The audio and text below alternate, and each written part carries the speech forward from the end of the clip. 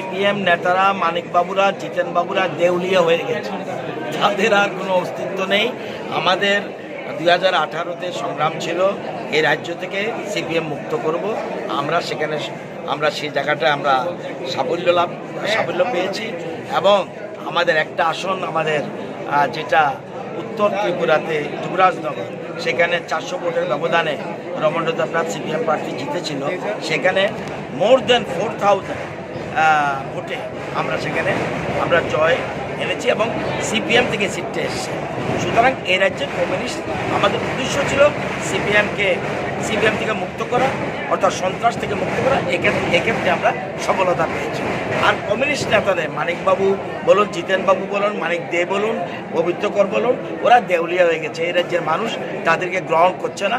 সিপিএমের একটা ভোট পেয়ে সুদীপবাবু জিতেছে, এতে আমাদের কিছু ব্যাপার নয়। এটা আগামী দিনে এই সিটগুলি আমাদের দখলে চলে আসবে।